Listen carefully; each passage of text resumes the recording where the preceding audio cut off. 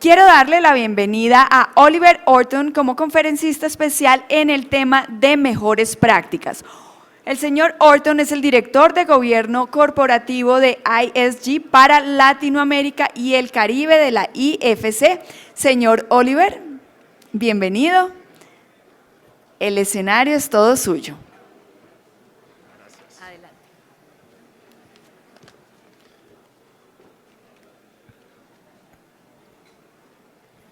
Bueno, muy buenos días. Mientras esperamos, me voy a presentar nuevamente que mi nombre es Oliver Orton, soy el gerente de Gobierno Corporativo ESG Sostenibilidad para América Latina y el Caribe en la IFC. La IFC es el brazo del Grupo Banco Mundial que trabaja con el sector privado y son 5 años que me encuentro aquí en Bogotá, soy británico. Antes estaba encargado del programa de gobernanza en Europa del Este y antes de esto estaba trabajando como abogado en la Asian Development Bank en las Filipinas. Entonces, muchas gracias a Colcapital y felicitaciones nuevamente a Colcapital por este buen desarrollo de la nueva guía.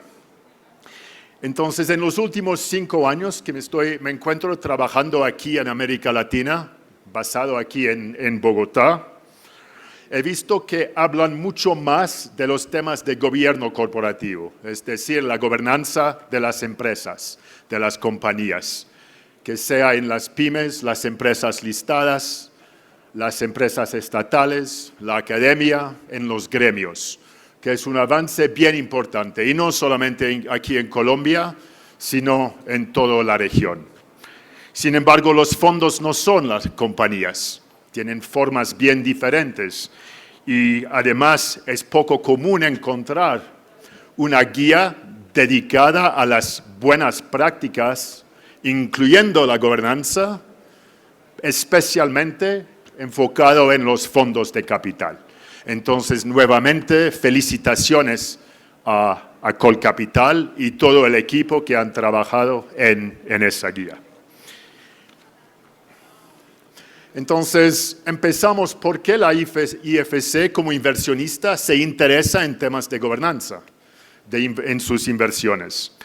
Son casi 25 años que la IFC está trabajando en temas de gobierno corporativo. Empezamos en la ex Unión Soviética y ahora tenemos programas de gobernanza y ahora de ESG. Hemos ampliado un poco el alcance alrededor del mundo. Entonces hay equivalente a mí en todas las regiones donde trabajamos. Inicialmente desarrollamos una metodología de gobierno corporativo que está online, entonces es un documento, un proceso público para las empresas estatales. Bueno, ¿por qué? Porque empezamos en la ex Unión Soviética. Para las empresas listadas, las empresas familiares, las empresas en curso de privatización, que no usamos mucho en esos días, y las instituciones financieras, es decir, más los bancos y los NBFIs. Sin embargo, no tuvimos una metodología para los fondos. Revisamos como 6 componentes de gobernanza cuando estamos asesorando una empresa o una potencial inversión en una organización, una entidad. Revisamos el compromiso a los temas de gobernanza. Entonces, ¿cuál es el interés de la entidad en mejorar su gobernanza? La junta directiva, es decir, más los órganos que toman las decisiones dentro de la empresa. ¿Cuál es el proceso para tomar decisiones? ¿Y quiénes están tomando estas decisiones? El tercer componente que revisamos es el ambiente de control, es decir, auditoría, cumplimiento, auditoría interna y externa y la gestión de riesgos. El cuarto componente es la transparencia, la divulgación El quinto componente, la relación de los accionistas minoritarios. Y desde solamente hace 2 años revisamos la gobernanza de stakeholder engagement. Entonces queremos ver qué está haciendo los órganos que toman las decisiones con respecto a la engagement con los grupos de interés.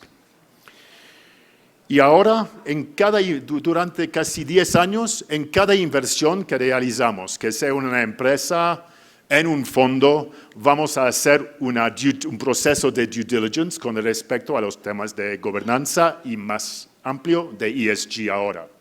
Es decir, que, bueno, claro que el nivel de due diligence depende del tamaño de la inversión, del tipo de inversión, de la entidad. Sin embargo, cada inversión tiene un proceso de due diligence con respecto a sus prácticas. Y me preguntan muchas veces si tenemos una buena gobernanza y un buen sistema de sostenibilidad de ESG, si vamos a lograr la financiación por la parte de la EFC. Bueno, como saben todos ustedes, una decisión de inversión se necesita más que esto. Lo que siempre estoy contestando es que sin una buena gobernanza o sin un compromiso para implementar una mejor gobernanza, que en general no se logra esta financiación por parte de la EFC. En 2018 actualizamos la metodología para incluir temas de sostenibilidad, entonces los temas más de ESG, especialmente con un nuevo enfoque en la gobernanza de temas de sostenibilidad. Entonces, aceptando que los temas ambientales sociales de sostenibilidad no pueden hacer parte solamente del operational performance, sino hace parte de la estrategia de la entidad. Pero bueno, este es un poco el approach en general de la IFSC en el mundo con respecto a corporate governance en general. Pero como dije, cuando empezamos, el fund governance es bien diferente. Entonces, en 2015, nuevamente actualizamos la metodología para incluir una metodología especial para la gobernanza de los fondos, de las prácticas del General Partners y su relación con los LPs. Entonces, esto basado en la diferencia clave que en general la gobernanza de los fondos depende de los LPs que tienen su relación contractual con el General Partner para un tiempo definido normalmente. Entonces, ahora se encuentra esta metodología y si les interesan, se lo encuentra en nuestra página de web. La metodología para los fondos se basa en la ILPA, es decir, la Institutional Limited Partner Association, con un enfoque en los 3 puntos de su edición: la alineación de los intereses, la gobernanza y la transparencia. Entonces, esto se encuentra bien involucrado, integrado dentro de esta metodología. Pero bueno, no estoy aquí para contarlos los básicos de la gobernanza de fondos. Ustedes saben seguramente más que yo. Sin embargo, lo que quería compartir con ustedes del punto de vista de un inversionista en los mercados emergentes como la IFSC, qué estamos buscando y qué vemos muchas veces cuando tenemos una propuesta para una inversión en un fondo. Entonces, queremos buscar, como en cualquier inversión, una estrategia bien definida, bien clara. Queremos ver la calidad del management team, como siempre. Queremos ver una diversidad en el decision making. Es decir, hablamos mucho de la diversidad de género en las juntas directivas en general. Si no estamos pensando, claro, en temas de diversidad, sino también en ahora el mundo de los inversionistas están hablando mucho más del background, de la experiencia de la gente que están tomando las decisiones. Esto cada año aún más importante y lo queremos ver en los órganos de decisión en los fondos. Por supuesto, como siempre, la gestión de los conflictos de interés, cómo se maneja las related party transactions, que es algo bien complicado, especialmente en esta región. El tema de cumplimiento, de conducta, de ética, integridad, siempre importante. Cómo el fondo está supervisando el portafolio que tiene. Entonces encontramos unas prácticas muy variadas entre una supervisión bien fuerte y al otro punto de vista que realmente no quiero decir que no se interesa en el portafolio, sin embargo, que no lo está supervisando con suficientes recursos, por ejemplo. Bueno, claro, los temas de waterfall, de carry, etcétera, como en cualquier inversión, y por supuesto el exit, cómo vamos a salir. Bueno, esto se encuentra muy integrado dentro de la metodología. No participamos en el management del General Partner y normalmente vamos a nombrar un representante al Advisory Committee, pero entendimos que estamos allá porque realmente queremos ver una relación fuerte, una fuerte relación entre el Advisory Committee y el General Partner para realmente soportar, apoyar y abrir la comunicación entre los Limited Partners y el General Partner, que realmente no es algo que encontramos todo el tiempo para nada. Y queremos ver que el Advisory Committee es un Advisory Committee, que no toma las decisiones, no es una junta directiva. Y queremos ver que el Advisory Committee está tomando en cuenta y está involucrado en los temas de conflictos de interés, en fortalecer la relación entre los Limited Partners y el General Partner, de revisar las metodologías de evaluación, las políticas de inversión. En breve, queremos ver una relación positiva que agrega valor entre el Advisory Committee y el Fund Manager, que no se encuentra todo el tiempo. Entonces, ¿qué hemos visto? Cuando revisamos nuestro portafolio en los fondos, hemos visto las debilidades que encontramos en estas inversiones. Vemos los 6 riesgos, más o menos, que nos preocupan. Uno, la falta de compromiso con un sistema de gobernanza y de sostenibilidad para implementar buenas prácticas de sostenibilidad. Queremos ver la diversidad en los órganos que toman las decisiones y los órganos profesionales. Queremos ver un sistema de control interno robusto, que la divulgación es fiel, etcétera, como siempre, que los derechos de los inversionistas, los limited partners, adecuados, protegidos, y queremos ver que existe una estrategia, un plan de comunicación y, depende de la situación, un sistema de engagement con los stakeholders. Vemos muchas veces que falta un plan de sucesión en el General Partner, por ejemplo, y Key Person Risk es bien fuerte y es una preocupación bien fuerte, no solamente en nuestras inversiones de fondos, sino en cualquier inversión. Vemos normalmente que el Advisory Committee muchas veces es un poco débil, que tienen poco acceso a las estrategias de inversión, a las metodologías, que no están involucrados en los temas de conflicto de interés, quizás que no tienen muchas reuniones, entonces que realmente no está funcionando como un Advisory Committee real. Vemos muchas veces una falta de políticas.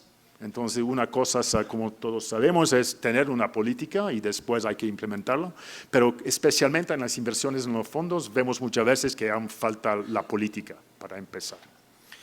Que la comunicación, la entrega de información a los limited partners a veces no es oportuna.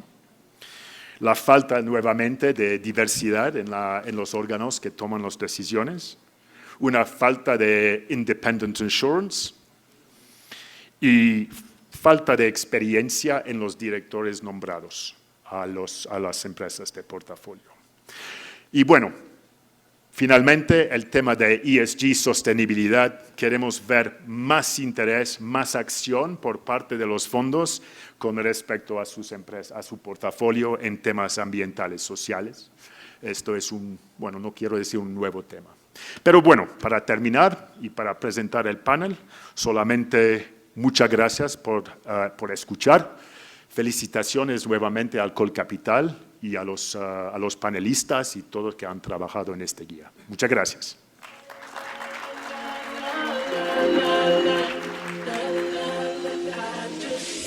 Muy bien, muchísimas gracias por sus aportes y por acompañarnos en el día de hoy.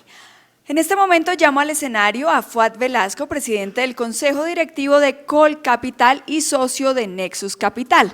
Para acompañar a Fuad acá en este panel, invito al escenario también al señor Carlos Fradique, socio de Brigar Urrutia, Daniel Londoño, socio de Gómez Pinzón Abogados, al señor Edgar Muñoz, socio de Muñoz Haya Legal, Hernando Padilla, socio de Filippi, Pietro Carrizosa, Ferrero de y Uría, Jaime Restrepo, socio de Restrepo Pinzón y Asociados, Juan Carlos Cardoso, socio fundador de Cardoso Coral, y Ricardo Trejos, socio de Baker McKenzie.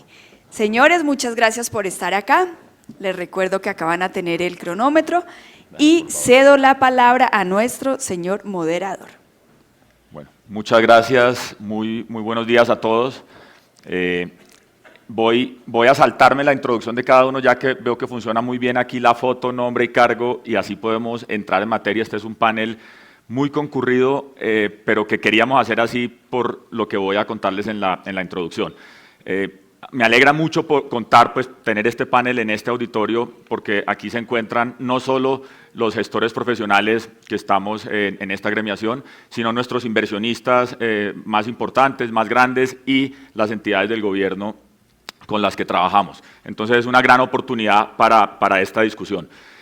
Como bien hemos mencionado varias veces, esta es una industria relativamente joven en el país, que cumple algo así como cumplimos como 15 años por estos días, y al ser joven, pues obviamente hemos crecido con aciertos y desaciertos, pero somos muy conscientes como industria de la gran responsabilidad que tenemos en lo que nos han pedido nuestros inversionistas para seguir creyendo en nosotros e invirtiéndonos, y es mejores estándares en general. Eso implica mejor gobierno corporativo, estándares de información, de transparencia, temas de personas claves, equipos. En términos generales, pues lo que son los estándares. Dentro de eso, siempre se nos pide pues estar a estándares internacionales en comparación con los fondos que operan afuera y cumplen con estándares ILPA o otro tipo de estándares. Nosotros nos hemos comprometido con eso. Sin embargo, en el día a día se encuentra uno con el reto de que aquí también tenemos diferencias importantes. Este es un negocio que aquí es regulado, que existen diferencias que no siempre hacen fácil traer esos estándares, o todos ellos, porque algunos obviamente sí, y hemos tratado pues de crear esta nueva versión de guías de mejores prácticas de Colcapital, acogiendo lo que se nos ha pedido de estándares ILPA, pero también estándares como los del AFCA y los de MiFID que existen en Europa. Entonces, el trabajo que hemos emprendido, y ha sido un trabajo de unos 4 meses, invitamos a las firmas de abogados en cabeza de los socios que se encuentran aquí acompañándonos a conformar un panel, un grupo de trabajo para ayudarnos pues a aterrizar esta última versión de ILPA 3.0 a las guías de mejores prácticas de Colcapital. El resultado de ese trabajo saldrá en pocos días, porque queremos obviamente socializarlo con nuestros inversionistas institucionales, que son quienes mayor interés tienen de esto, con el gobierno que regula pues la industria, y con obviamente los afiliados, los gestores profesionales, para terminar con una guía que realmente sea útil y nos funcione a todos. Esto es un preámbulo de eso. Contamos con las personas aquí que trabajaron este esfuerzo, así es que vamos a iniciar el panel. Por la cantidad de personas, pues hemos acordado, vamos a hacer algunas preguntas que contestará una persona, algunas de ellas serán comentadas por otra persona adicional, y esperamos en los 50 minutos que tenemos poder cubrir pues lo que queremos cubrir. Inicio con la primera pregunta, y es sobre gobierno corporativo. ¿En qué grado o a qué nivel vemos que los principios de ILPA, de gobierno corporativo, son realmente aplicables al mercado colombiano? ¿Cuáles sí, cuáles no? Temas de inversionistas, gestor, comité de vigilancia versus la figura de ELPAC en ILPA.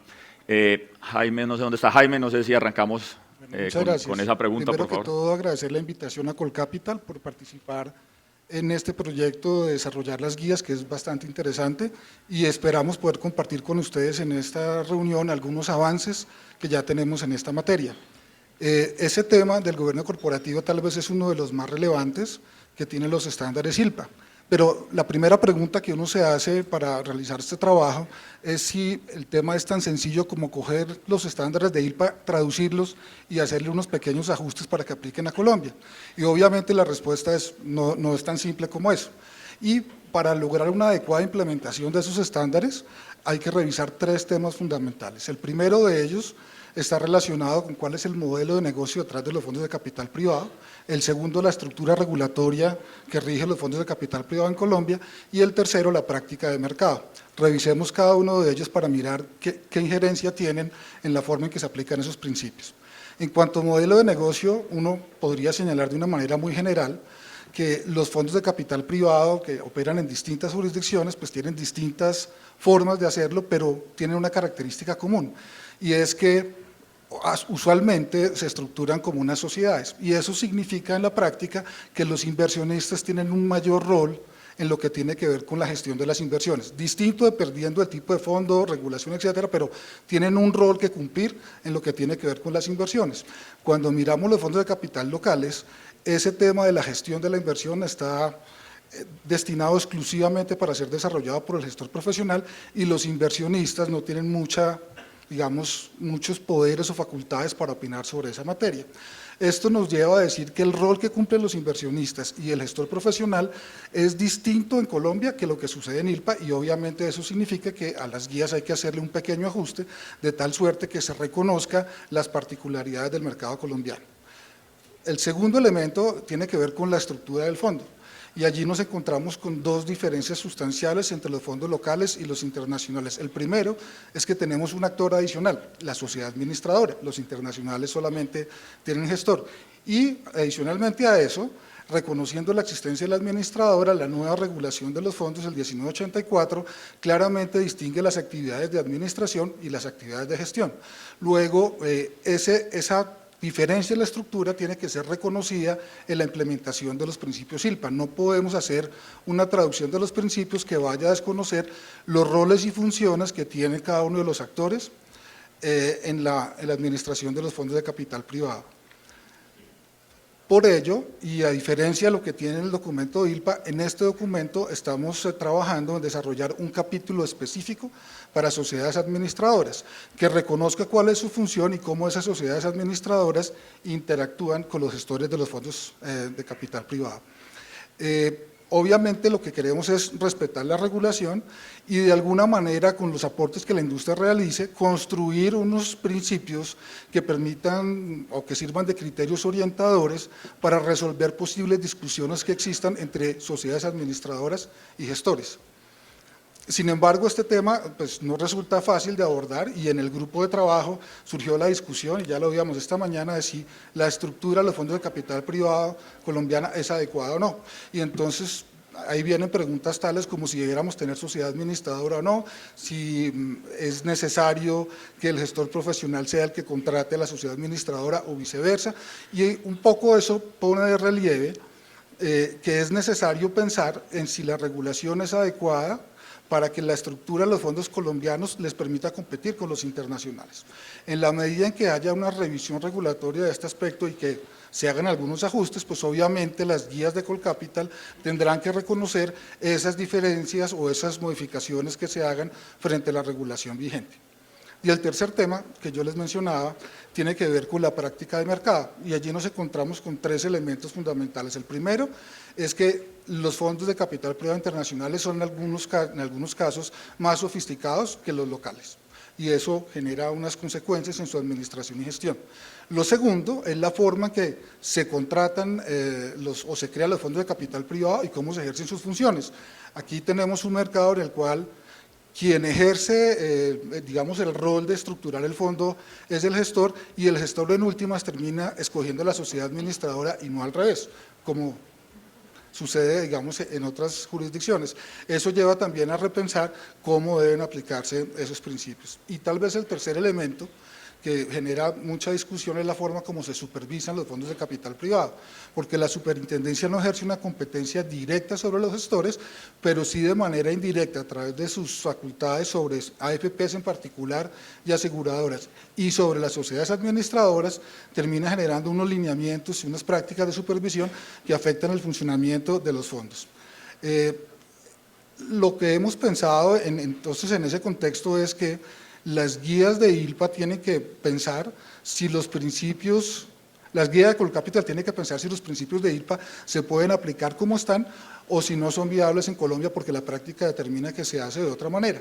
Y adicionalmente hay algunas prácticas recomendadas por ILPA que son más sofisticadas que lo que tenemos acá y lo que pensamos hacer en la guía es reconocer la existencia de esa práctica para que si en el futuro los fondos se desarrollen al mismo nivel, tengan, digamos, algún soporte desde esta perspectiva para el desarrollo de su función. Ahora pasando al tema del comité de inversionistas que funcionan los fondos internacionales y los comités que tenemos acá de vigilancia, debiera empezar por señalar lo siguiente. Ese documento de ILPA hace un gran énfasis en lo que es la estructura de gobierno y en particular en el funcionamiento de ese comité y le atribuye una serie de roles y funciones, comité que es de los inversionistas.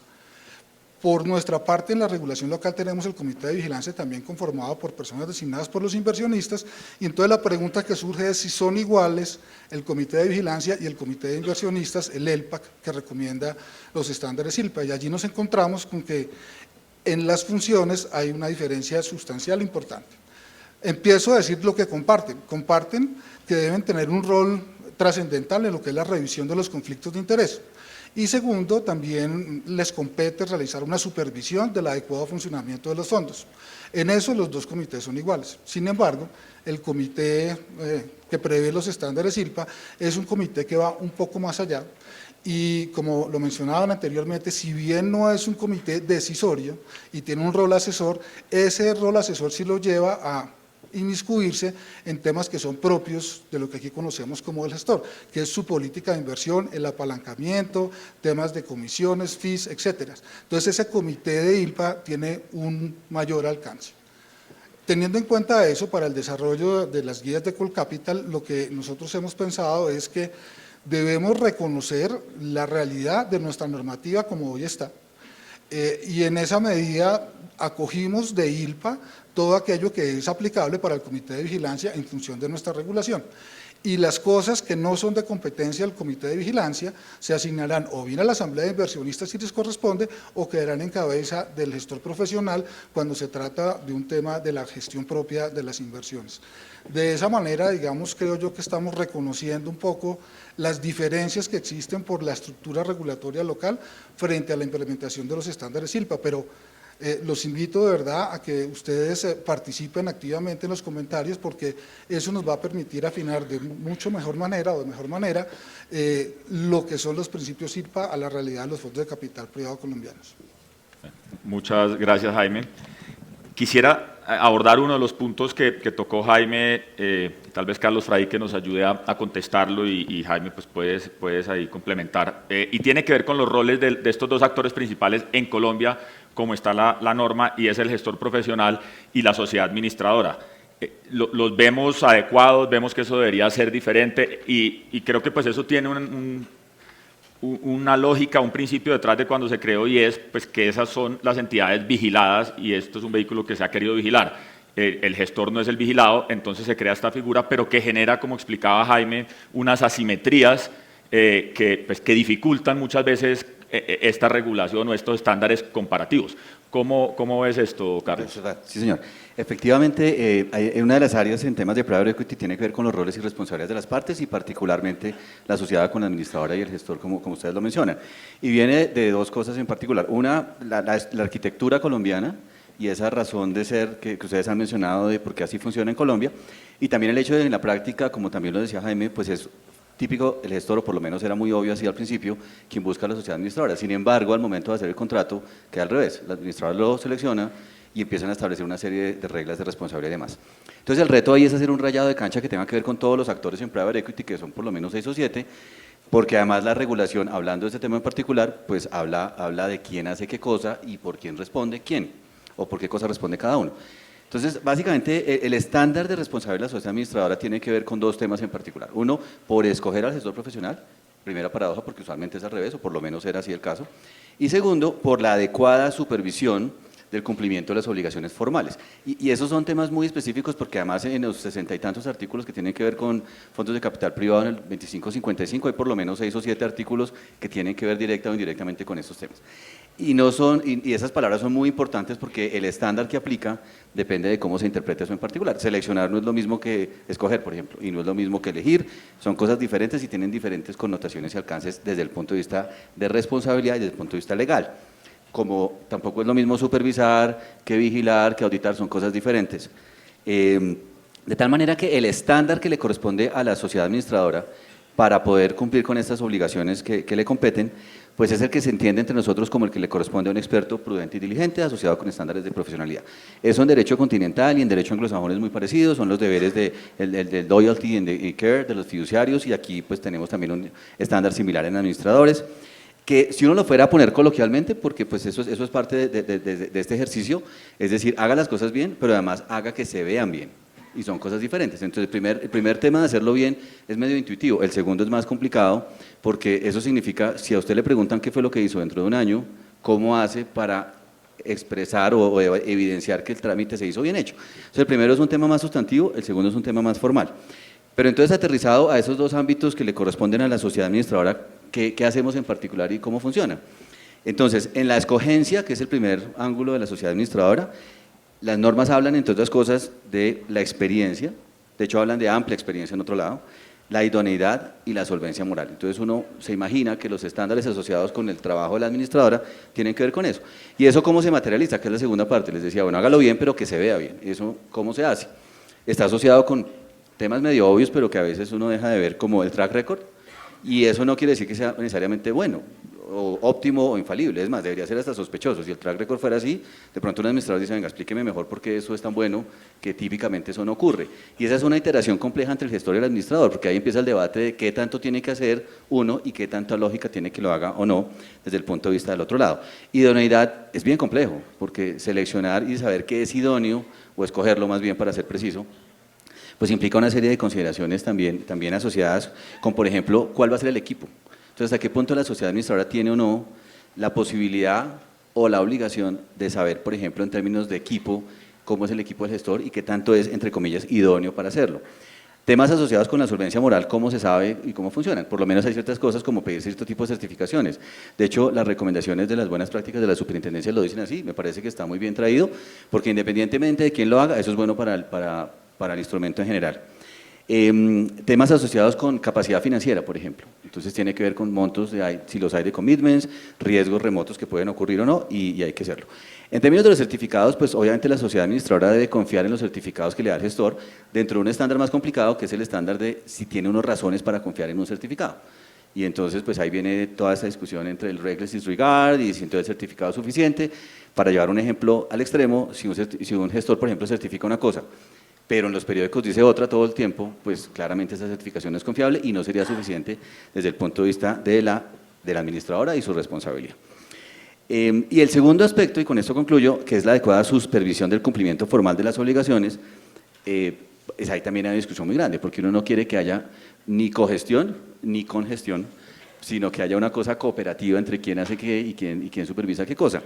Entonces, ahí tal vez el tema más importante es que esto es cada vez un cumplimiento únicamente cosmético, no es un cumplimiento formal.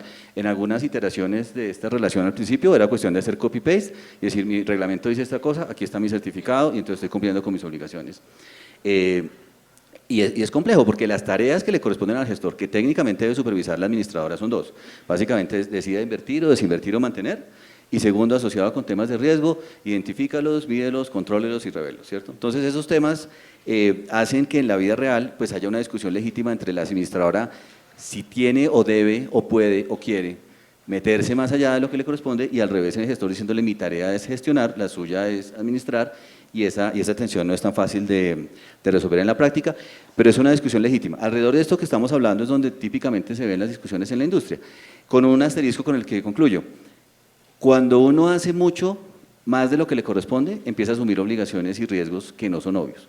Entonces, esa discusión no solamente está en el caso del administrador y del gestor, y pasa, sino también en otros ámbitos, incluso, por ejemplo, con la asamblea de inversionistas. Hay muchísimos casos en que, ya no tanto, pero al principio de la industria sí pasaba, que el inversionista estaba asumiendo roles que eran más propios del gestor y terminaba comprometiendo la responsabilidad.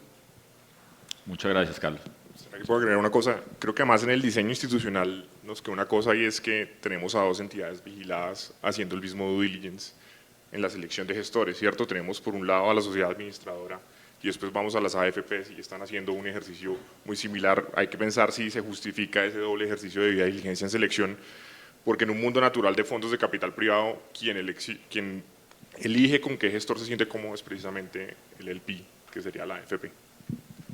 Yo quería Muchas gracias. complementar señalando que de parte de las sociedades administradoras ha existido una gran preocupación sobre cuál es el alcance de su responsabilidad en la medida que se han presentado algunas circunstancias y situaciones no muy deseables en la administración de los fondos de capital privado. Eso los ha llevado a pensar qué tipo de responsabilidad es el que está asumiendo la sociedad administradora. Y allí surgen, y esto es un tema estrictamente legal, pero que termina siendo muy relevante en la forma como se organizan los actores en este mercado, y es que la pregunta que pone sobre la mesa es si la sociedad administradora contrata directamente al gestor o lo que está haciendo la sociedad administradora es delegándole unas funciones que son propias de ella, de ese gestor profesional. Y dependiendo de la posición que uno acoja, las consecuencias son diferentes. Para mencionar solo 3 puntos muy pequeños. El primero es si uno sostiene que la contratación la hace directamente la sociedad administradora, pues el contrato es entre sociedad administradora y gestor. Si uno dice que aquí lo que existe es no una delegación, sino que los inversionistas son los que están seleccionando al gestor, entonces la contratación es directa entre inversionistas y gestor, y lo que hace la sociedad administradora es representar a los inversionistas. Cuando uno pone esas dos formas de contratación, le genera en temas de responsabilidad una distinción muy importante. Si hay un incumplimiento del gestor y quien contrató al gestor fue la sociedad administradora porque las funciones son propias, pues la responsabilidad es directa de la sociedad administradora y se podrá exonerar probando que seleccionó y supervisó bien al gestor, pero son unas obligaciones propias de la sociedad administradora que se las trasladó al gestor.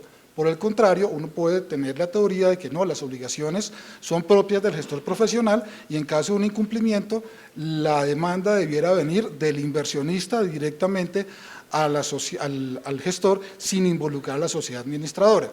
Y el tercer punto que está detrás de esto es quién entonces debe remover al gestor profesional. Si uno está parado en la orilla de que quien contrata al gestor profesional es la sociedad administradora y ella en primera instancia responde, debiera pensar si ella debiera remover al gestor profesional. Si por el contrario se pone la teoría de que quien contrata a ese gestor profesional son los inversionistas, pues la remoción debiera ser, como está hoy en día, una competencia exclusiva de los inversionistas. Entonces digamos que allí en esa pequeña filigrana creo que hay unas cosas que podrían afinarse en el marco regulatorio. Bien, muchas gracias, Jaime. Como se dan cuenta, esta diferencia genera pues una discusión muy grande que veremos pues reflejada en el documento. Esto me lleva a otro tema que ha sido también una discusión importante entre LPs y GPs en este último año, y es el de la remoción del gestor profesional. Si esa remoción debe ser con justa causa, sin justa causa, con indemnización o sin indemnización. Desde el punto de vista de los que somos gestores, uno dice, pero ¿cómo así si yo me inventé el negocio, lo creé, lo he trabajado y me pueden sacar sin un peso en cualquier momento? Entonces, les preguntaría, Edgar Muñoz, si nos ayuda con la respuesta, y Ricardo Trejos a complementarla, ¿cómo debería ser esa mejor práctica de remoción del gestor profesional en Colombia? Gracias, Fuad. Bueno, antes de referirme al tema de la remoción del gestor profesional, yo quería hacer un par de comentarios con relación a lo que dijo Jaime y lo que dijo Carlos respecto a la estructura del sistema o de la regulación colombiana respecto de los fondos de capital privado. Lo primero es la supervisión. Formalmente, como decía Jaime, los fondos de capital privado no están supervisados por la superintendencia financiera y mucho menos el gestor profesional, pero en la práctica lo que vemos es que apenas se presenta un ruido mediático respecto a un determinado fondo, la superintendencia financiera lo primero que hace es llamar a los inversionistas y pedirles cuentas respecto del ruido mencionado con determinada inversión. Entonces es una supervisión indirecta que yo creo que hay que pensarla, pues porque finalmente como lo vemos, los inversionistas no tienen ninguna injerencia en la administración del fondo, y en ese orden de ideas no tendría mucho sentido que fueran responsables por cualquier evento relacionado con la mencionada administración del fondo, pero en la práctica es así.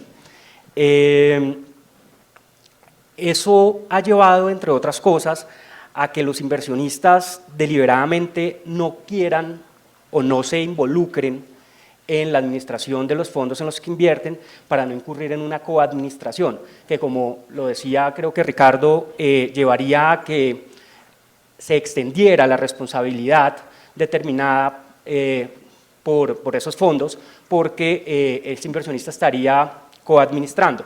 Eso hace que de alguna forma se alejen de la administración de los activos. Y el último comentario antes de entrar al tema de la remoción del gestor es respecto al comité de vigilancia. Como lo decía Jaime, el comité de vigilancia tiene unas funciones netamente formales, de verificar el cumplimiento de la regulación, de verificar el cumplimiento del reglamento y administrar o verificar los conflictos de interés manifestados en la administración del fondo. En ese punto, lo que yo he visto en algunos comités de vigilancia es que en ese comité de vigilancia en el que tienen presencia los inversionistas, se trata de hacer un acercamiento a el día a día de las inversiones. Es un escenario que muchos gestores aprovechan para mostrarle a sus inversionistas lo bien o lo no tan bien que les está yendo a las inversiones, y esa realmente no es la función del comité de vigilancia, por lo menos formalmente. Como lo decía Jaime, habría que repensarse a ver si se le debe cambiar la función al comité de vigilancia y darle eventualmente algún tipo de supervisión sobre las inversiones. Creo que eso es un tema bastante amplio que definitivamente tiene que ser discutido. Ahora bien, respecto de la remoción del gestor profesional, es un tema bastante poco amable, pero que todos tenemos que tener en cuenta y tener claro. Lo que vimos de ILPA realmente es que, lo que vimos de ILPA comparándolo con lo que eventualmente sería aplicable a la regulación colombiana, es que no hay una respuesta clara ni cierta. Nosotros creemos que después de haber revisado la regulación colombiana e ILPA frente a este punto en particular, vemos que muchas veces la regulación colombiana es mucho más ácida que ILPA. En ILPA, si la memoria no me falla, se necesita el 70% del voto de los inversionistas para remover al gestor, sea con justa causa o sin justa causa. En Colombia hay una diferencia específica, si es con justa causa, el 51%, si es sin justa causa, nos vamos a ILPA con el 70%.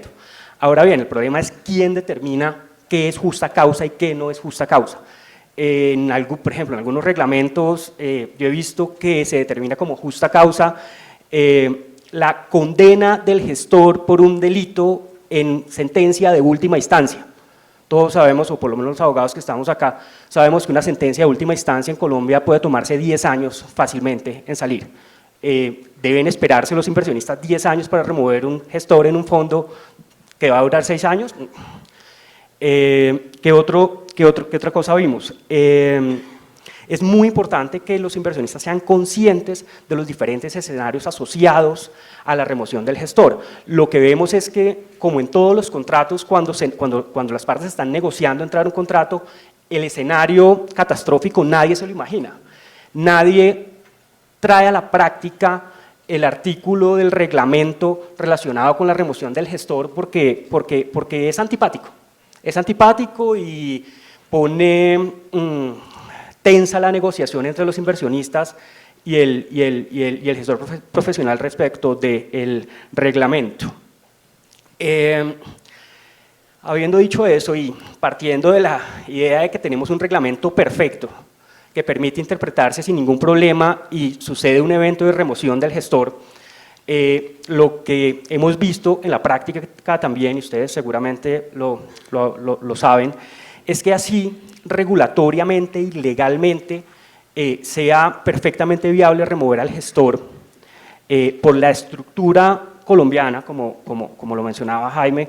El gestor en la mayoría de los casos está tan inmerso en la administración del activo subyacente del fondo que removerlo resultaría peor el remedio que la enfermedad. Los inversionistas dicen, ok, yo en el mejor o peor de los casos, yo tengo todas las facultades para remover al gestor, pero yo realmente no tengo ni idea cómo se maneja el activo. Y traer una persona nueva a administrar ese activo, habría que hacer un due diligence nuevo, no solo del fondo, sino de la inversión. Eso lleva en la práctica a que finalmente en los casos ácidos que se han presentado para temas de remoción del gestor se llegue a una negociación en la que o se llega a un acuerdo con el gestor o simplemente se liquida el fondo, pero nuevamente estamos en el escenario tanto de la negociación con el gestor como de la liquidación del fondo, en que por supuesto el gestor profesional va a querer obtener la remuneración por su trabajo y por lo que estructuró desde un principio. Finalmente, en la guía de mejores prácticas de la Superintendencia Financiera, aplicable a los fondos de pensiones, pero no a los fondos de capital privado, establece básicamente 2 eventos que deberían ser tomados como justa causa para la remoción del gestor. Uno es un evento de key person, creo que pues ahí todos estamos de acuerdo, y el otro es cuando el gestor no cumple con un llamado a capital. Lo que vemos es que solamente establece estos 2 eventos.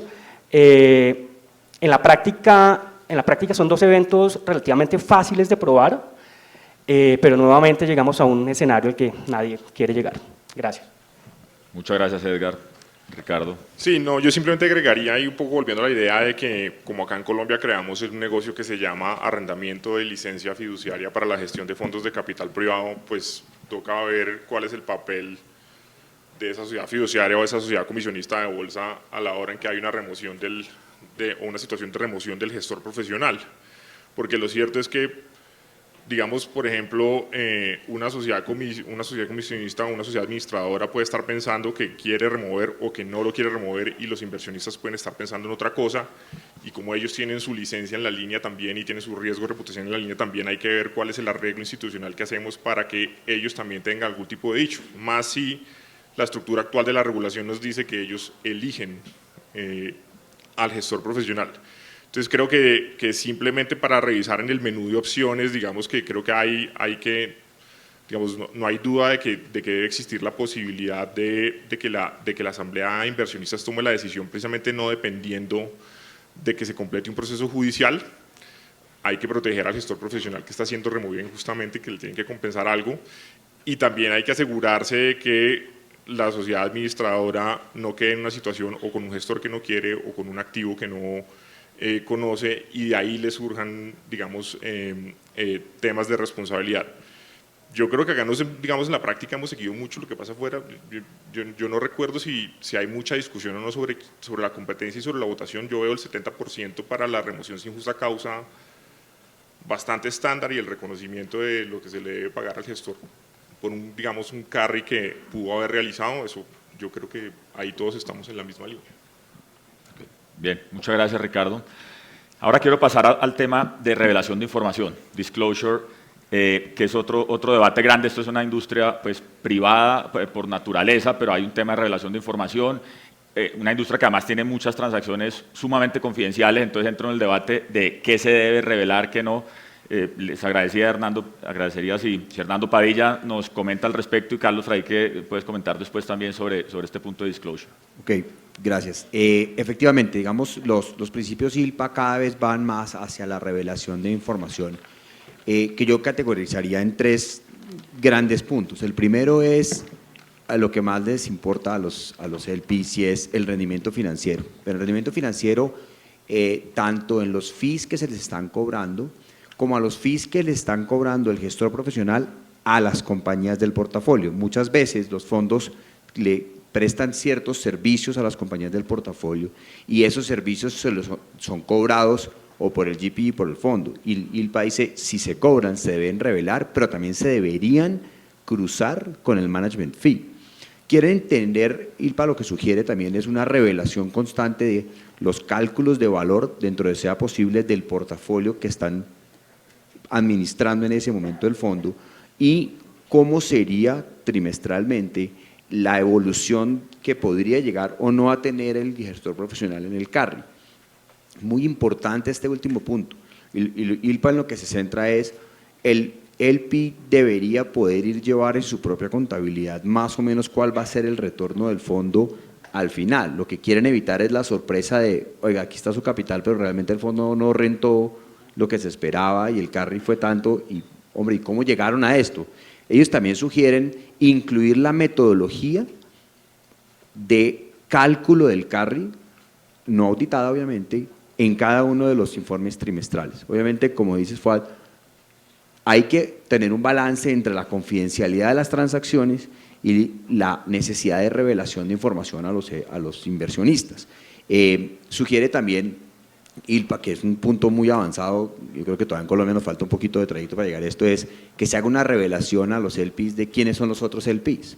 Y que el comité de auditoría del LP, el Audit Committee del LP, el Advisory Committee del LP, tenga una comunicación fluida tanto con el gestor como con los auditores. Yo creo que en el tema de la revelación de quiénes son los gestores del fondo y quiénes son sus inversionistas, yo creo que hay un gran celo todavía de confidencialidad de si yo quiero revelarle a todos los demás quiénes son los que están invertidos acá. Yo digamos, he tenido la experiencia de que hay mayor cautela en ese sentido. El segundo punto grande que ILPA se centra es en el tema de los riesgos. Como ustedes saben, los fondos de capital privado tienen una matriz de riesgos que preparan y que gestionan directamente mucho con las fiduciarias. ILPA lo que propone es, oiga, hay que hacer un reporte continuo a los inversionistas de decirle, mire, el fondo está sujeto a estos riesgos macro, pero las compañías del fondo en las cuales estamos invertidos tienen estos riesgos, si se están gestionando o no se están gestionando, de qué manera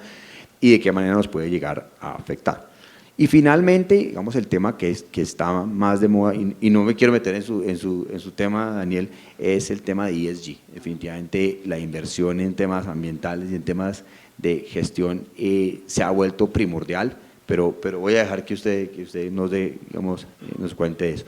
Entonces, hacia donde se está moviendo ILPA es donde sugiere ILPA, digamos, es a una revelación de información periódica, actualizada, que le permita al inversionista saber exactamente su inversión, más o menos cómo va y a dónde va a salir. Yo creo que las épocas en que esto era un black box, por usar alguna expresión norteamericana, pues se acabó. Yo creo que los inversionistas institucionales, sobre todo, cada vez menos se ven atraídos por tranquilo, que yo tengo la fórmula mágica, usted entrégueme su plata y nos vemos en 5 años, no se preocupe.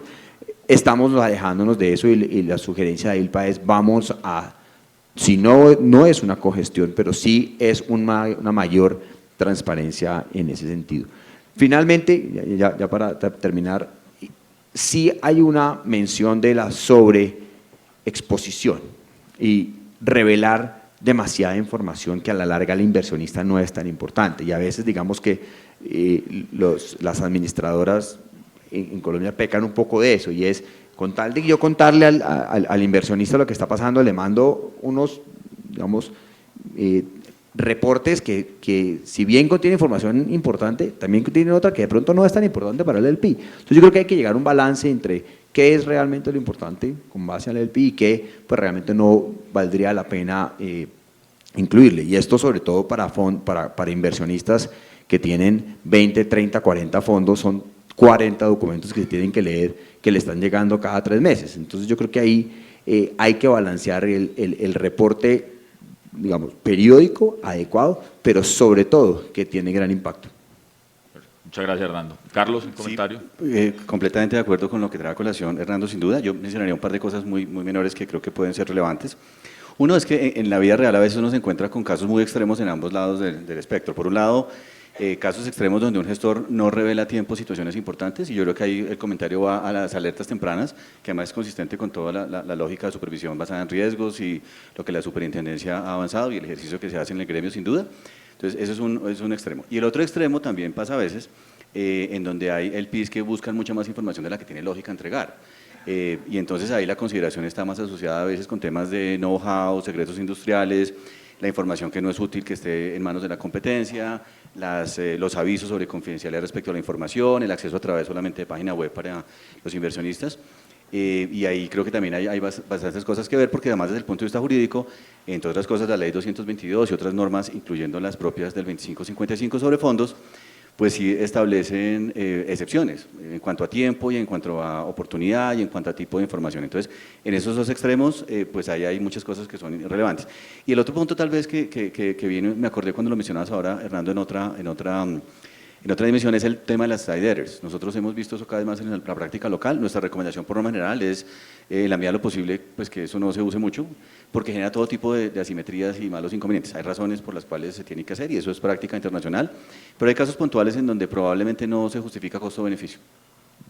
Hay un punto, y tocaste un punto importante ya para terminar, Carlos, y es el exceso de revelación a los LPs, porque puede haber situaciones donde un LP tenga una inversión en un fondo que tiene una compañía, pero puede tener inversión en otro fondo donde tiene una compañía que es competidora. Ahí tienen que balancearse muy bien, que no se vaya a crear una asimetría de información que pueda afectar a una de las dos compañías en el fondo. Gracias. Muchas gracias a ambos. Bueno, la siguiente pregunta pasa a otro tema también que hemos hablado mucho con nuestros inversionistas institucionales y es las personas clave. Y tiene que ver mucho con los cambios de esas personas clave, qué pasa cuando se va una, cómo debería reemplazarse, en qué tiempos, los tiempos de dedicación de estas personas clave. Juan Carlos Cardoso, te agradezco si nos ayudas y Hernando después a complementar este comentario. Gracias, Fuad. Básicamente el tema de las personas claves, la presencia de la persona clave dentro de la estructura del gestor es un elemento de confianza para toma de decisión de un inversionista de irse en una inversión en un fondo de capital privado. Las personas claves, digamos, no tienen, la recomendación de ILPA es que no tienen que ser empleados, no tienen que ser socios del gestor profesional, pueden estar vinculados por contratos de prestación de servicio, pero lo importante acá en la medición del valor agregado de la persona clave no son los tiempos o los porcentajes que en muchos reglamentos hemos visto en muchos contratos de gestoría profesional, donde el gestor complaciente con los inversionistas declara unos porcentajes de compromiso dedicado a la gestoría de un fondo particular, sino hablar de un tema de sustancia. Y el tema de sustancia se refiere a capacidades habilitantes de esa persona clave. ILPA recomienda fundamentalmente que cuando sale una persona clave y si en el gestor hay varias personas claves, pues se active, digamos, un procedimiento primero de transparencia, de revelación absoluta frente a los inversores por cuenta de la salida de esa persona clave. Segundo, esa revelación tiene que poner de presente el riesgo que representa la salida de esa persona clave frente al periodo de inversión o desinversión en el que se encuentre el fondo, dependiendo del momento. Y tercero, si dentro del equipo gestor existen otras personas claves que tengan capacidad habilitante de suplir esa ausencia o esa salida de esa persona clave. Un tema importante cuando se trata de una sola persona clave en un fondo de capital privado y un gestor profesional, la salida de la persona clave durante el periodo de inversión, la recomendación de ILPA es imperativo suspender el periodo de inversión. Y suspender el periodo de inversión por un plazo, no indefinidamente. ILPA habla de 180 días. 180 días en los cuales, digamos, se tienen que activar los protocolos y procedimientos señalados en detalle en el reglamento para la selección de la persona clave en términos de perfiles que están señalados en el reglamento y segundo, su vinculación, por supuesto, para poder activar el periodo de inversión. Pero acá hay un drama complicado. Por cuenta de la complacencia de los gestores de cara a los inversionistas, muchas veces los perfiles señalados en los reglamentos no tienen oferta en el mercado. No hay oferta de alguien que reemplace a una persona clave. Entonces, la recomendación, digamos, práctica es colocar unos perfiles que sean cumplibles, que vayan directamente en la línea del activo subyacente y que, por supuesto, permitan y desatasquen la posibilidad de que el fondo, por ejemplo, termine el contrato de gestoría profesional o segundo, después del periodo de los 180 días, la imposibilidad de designar una persona clave sustituta, se convoque a una asamblea de inversionistas para que la asamblea opine. El mensaje de ILPA, digamos, está basado en tres ejes. Uno, la rigurosidad con que se declaren procedimientos y métodos en torno a la sustitución de la persona clave. Segundo, transparencia de cara a los inversionistas sobre las capacidades habilitantes o los perfiles de esa persona clave sustituta. Y tercero, un tema importante que ILPA resalta es el tema de no puede haber una cogestoría. No puede ser que la salida de una persona clave demande una asamblea de inversionistas del fondo para que la asamblea de inversionistas decida cuál es la persona clave sustituta, porque básicamente el elemento de confianza está dado sobre el gestor y su equipo de trabajo. Ese es un poco como el recorrido FAD de las normas SILPA sobre este tema. Recojo la opinión de todos, esto no es un tema que se pueda traer a la mesa escrito en mármol. Cada industria tiene su madurez y su proceso de madurez está vinculado necesariamente con las capacidades de la industria de asumir buenas prácticas, porque hay unas prácticas que definitivamente no tenemos el nivel de madurez para asumirlas. Muchas gracias, Juan Carlos. Fernando. Muchas gracias, Juan Carlos. Dos puntos, digamos, que vale la pena resaltar. Uno es el tema del porcentaje de dedicación. Esa es una cosa que yo personalmente todavía no he logrado entender cómo hacen para medir. La persona clave va en el fondo 1 dedicar el 73.18% del tiempo y en el fondo 2 el 18.4%. ¿Cómo lo miden? ¿Cómo se determina si sí se está haciendo o no haciendo? Esa es una cosa que yo todavía no puedo entender. Y yo creo que es una cosa en que de pronto tenemos que evolucionar de ahí. Es decir, va a dedicar mitad de su tiempo o una cosa que realmente sea medible, porque a los LPs, digamos, se les pone de presidente en el reglamento que esta persona va a dedicar un tiempo, pero yo no sé cómo o realmente es muy difícil valorar si eso se está haciendo. Ese es el primer punto. Y el segundo punto es lo que mencionas. A veces la designación de la persona clave es tan específica al señor que tiene la receta que ya no hay forma de reemplazarlo. O sea, o hacemos un reglamento nuevo, o de pronto en ese caso, no sé si el periodo de inversión se suspende definitivamente. Yo creo que el tema en la persona clave todavía tiene mucho para recorrer en el sentido de si esas personas son tan claves, pues si debería ser un fondo que si la persona clave no está, pues debería suspenderse o cerrarse el periodo de inversión. Sí, Fad, si me permites un pequeño complemento, lo que dice Hernando es muy valioso. Un tema importante que ILPA recomienda de igual forma es las personas claves dentro de un equipo de gestoría profesional en un fondo inmobiliario, por ejemplo, no pueden ser personas claves en un equipo de gestoría profesional de otro fondo inmobiliario. O sea, ahí sí tienen que haber una limitante desde el punto de vista de intereses, porque obviamente este es un tema de economics y al final donde gana más el gestor en un equipo de persona clave es donde va a poner más carne en el asador y más intención para lograr, digamos, los cierres o los procesos de desinversión. Bien, muchas gracias. Ahí Fuad, si me permites un segundo, yo quisiera mencionar un punto de lo que mencionaba, en relación con lo que mencionaba Juan Carlos y Hernando, y es la sobrecalificación o el perfil hiperespecífico de la persona clave. Muchas veces lo que se ha visto es que se utiliza por la parte de la persona que diseñó el fondo como una forma de autoprotegerse para que no sea removido. La persona, muchas veces la persona natural, no necesariamente el gestor. La idea o el llamado ahí es, está bien que sea una persona súper calificada, pero por favor no caigamos en hacerlo tailor-made para una persona con nombre propio. Bien, muchas gracias, Edgar. Bueno, nos quedan 8 minutos, 2 preguntas, solo contestará cada una persona sin comentarios para terminar y hago unas breves conclusiones. Muy rápido, como bien anticipamos, Daniel, el tema de ESG, yo ahí lo que diría, todos sabemos la importancia creciente de ESG, lo que sería bueno entender es esto qué tan transversal es, porque los gestores cuando nos llegan los DDQs, uno con un fondo inmobiliario ve las preguntas muchas veces y son como para empresas de buyout, es bien difícil a veces responder lo que se quiere responder. ¿Esto debe ser transversal? ¿Cómo debe ser el tema de ESG, Daniel?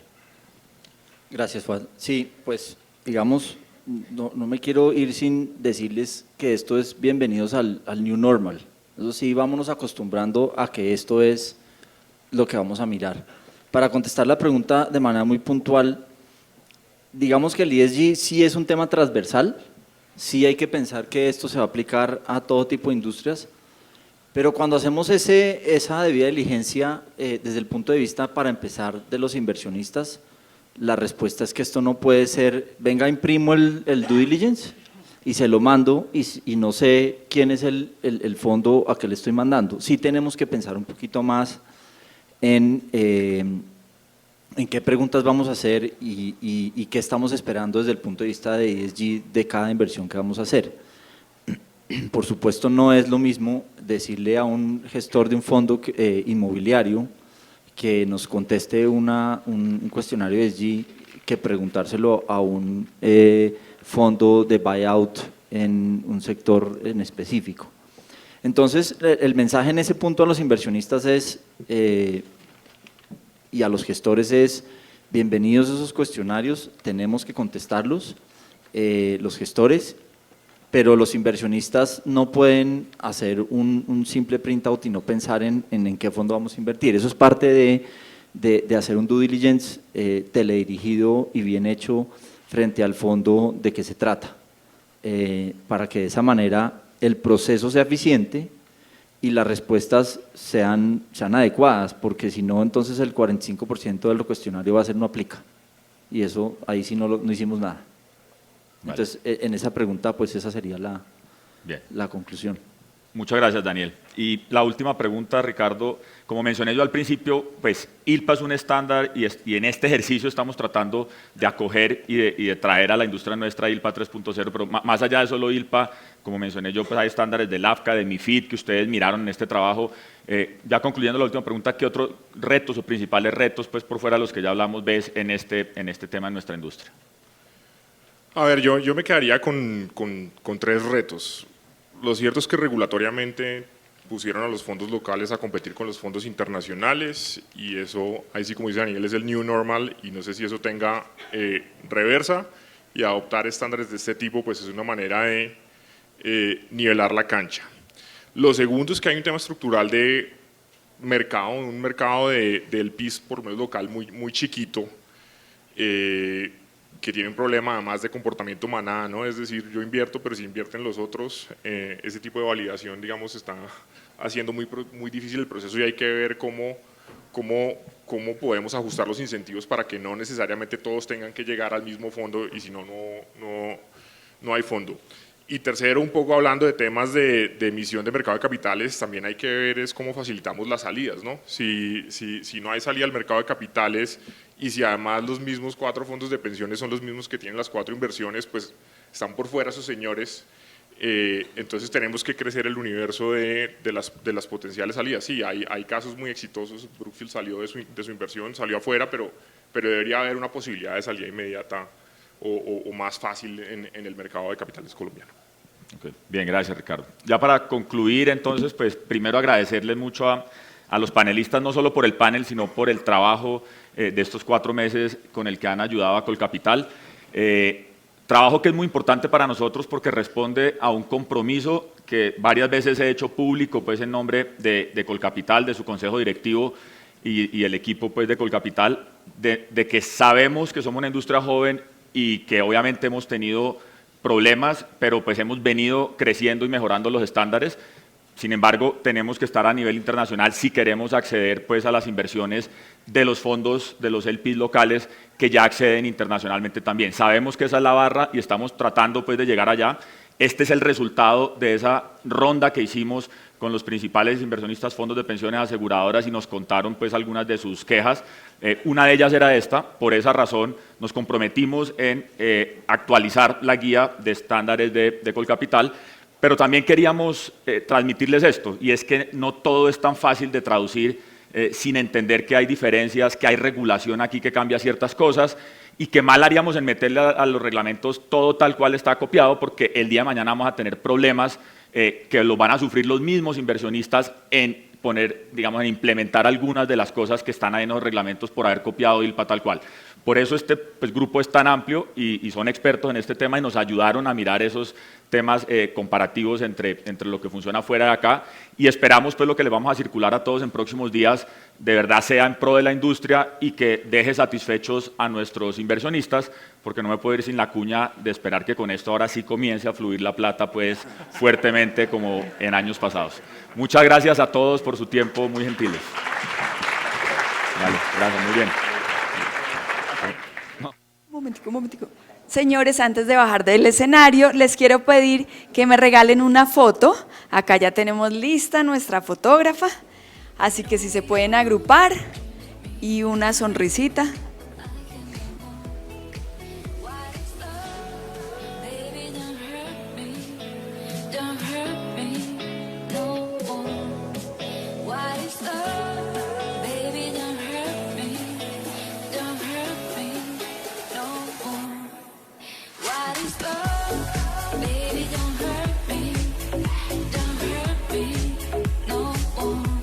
Ahora sí, mientras acaban de tomar la foto, les quiero agradecer a todos ustedes por su participación. Por favor, con Paula.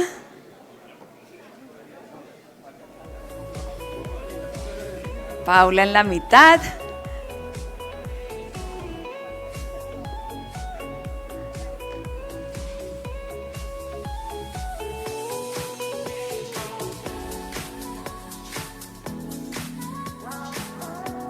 Muchísimas gracias, señores, y también muchas gracias por todo el apoyo a Colcapital en la elaboración de este importante trabajo para la industria. Gracias por su tiempo y por sus aportes.